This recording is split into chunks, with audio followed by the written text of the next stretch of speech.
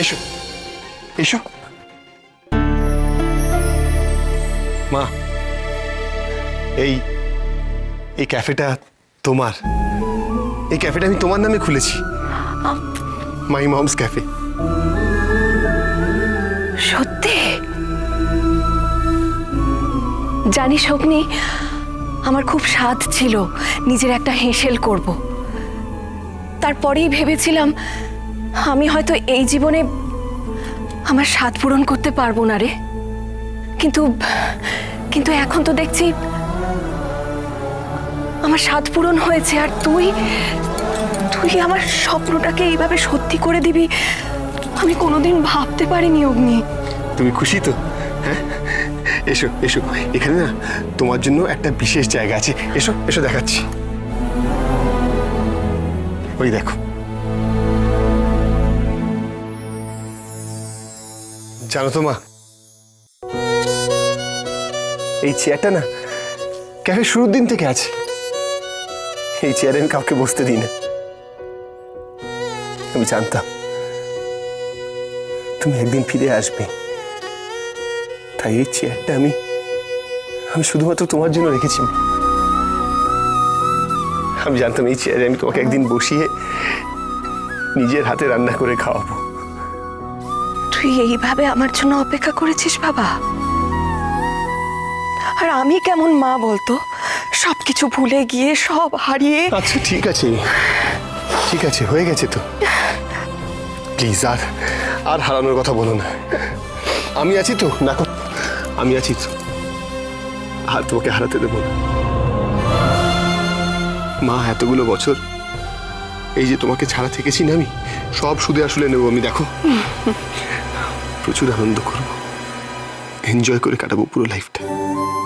তুমি একদম চিন্তা করো না। তুমি দাঁড়িয়ে আছো কেন? তুমি বসো না। বসো বসো, বসছি বসছি। শোনো, তুমি বসো এখানে। আমি আমি আমি তোমার জন্য স্পেশাল রেসিপি রান্না করে নিয়ে আসছি, ঠিক আছে? ওকে।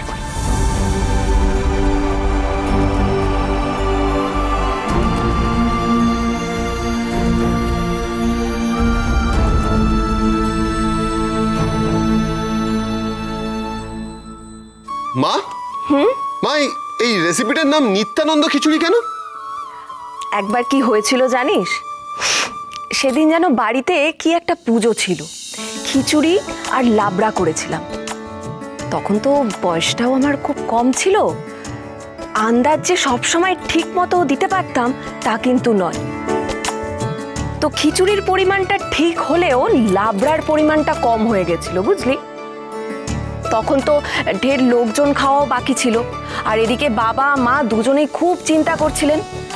বাবা আমাকে ডেকে বললেন যে বড় বৌমা, নিত্যানন্দের নাম নিয়ে কিছু একটা করতেই হবে তোমাকে।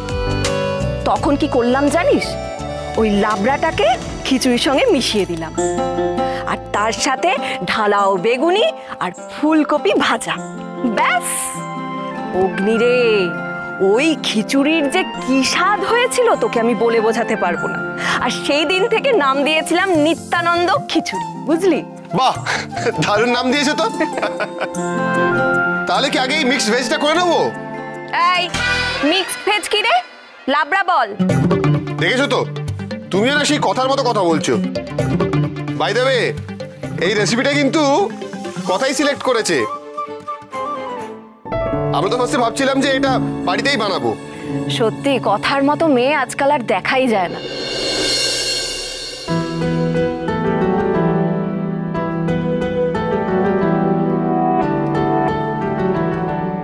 You're right, Ma. She's really amazing.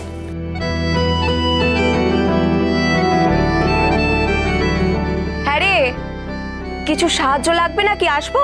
আরে না না, তোমায় আসতে হবে না, তুমি বসো।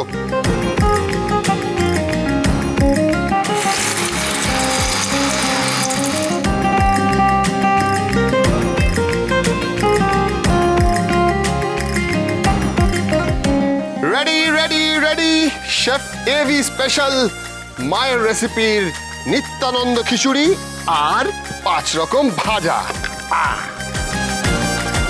রেডি, নাও একটু খেয়ে বলো তো কেমন হয়েছে।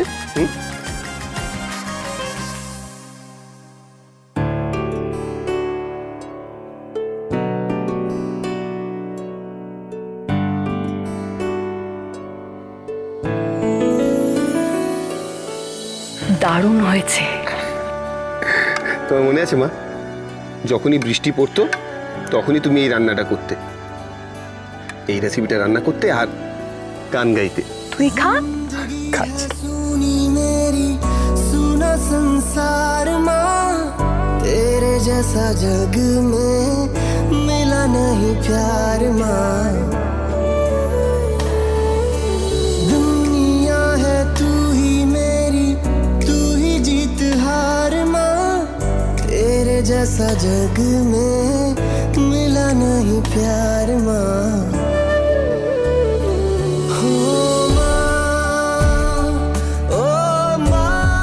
অগ্নি, স্বাদটা কিন্তু দারুণ হয়েছে রে, একেবারে ভোগের খিচুড়ি মনে হচ্ছে।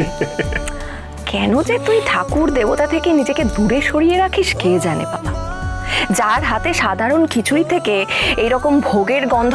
কি যে তুমি কি বলো না, দেখেছো আবার তুমি কথার মতো কথা বলছো। সত্যি তুমি না, তা তোমার কথা যদি সবই আগে ভাগে তোমায় বলে দিয়ে থাকে তা আমি কি বলবো বলো?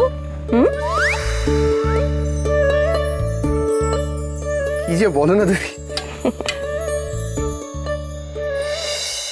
জানো তো মা, আমার এই ক্যাফেতে তুমি আগেও একবার এসেছো, তখন তোমার কিছু মনে পড়ছিল না,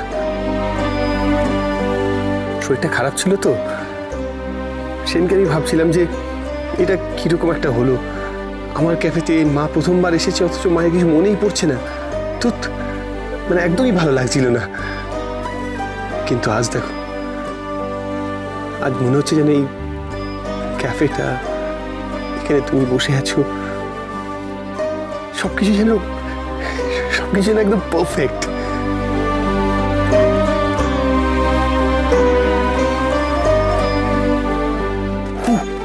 আরেকটা জিনিস আছে, দাও আমি নিয়ে আসছি।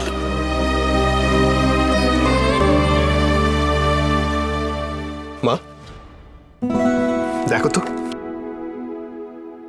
এটা তুমি চিনতে পারো কিনা?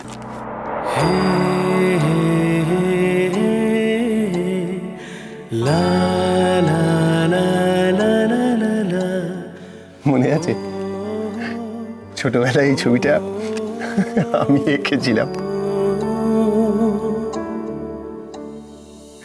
তুমি আর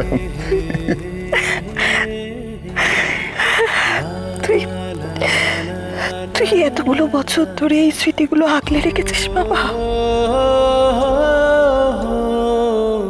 তোর মতো ছেলে যেন ভগবান সবাইকে দেন রে।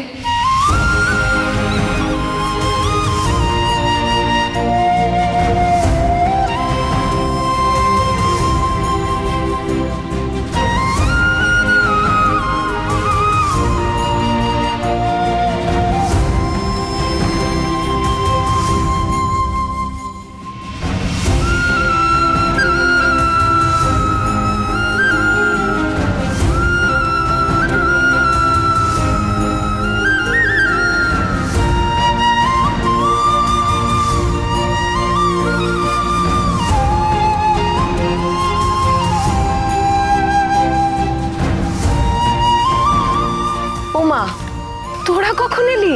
অনেকক্ষণ। যে মা, তুমি বিগ্রহ জীবনের অনেকগুলো ইম্পর্টেন্ট ইভেন্ট মিস করে গেছো জানো। শুধু বিগ্রহ, আমি তো তোদেরও খুব মিস করেছি রে। আমি যখন বাড়ি ছেড়ে চলে গেলাম তখন তো তোরাও খুব ছোট ছিলি, তখন তো প্রিয়া, অর্ণা ওরা কেউ জন্মায়নি। আমি থাকলে না ওদের এইটুকু দেখতে পারতাম। সেই তো, সেই ছোট্টবেলায় ওদের তেল মাখানো, স্নান করানো, খাওয়ানো।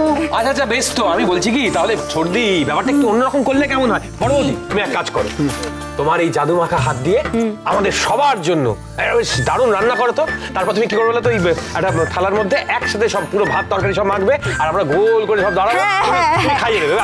কেমন কেমন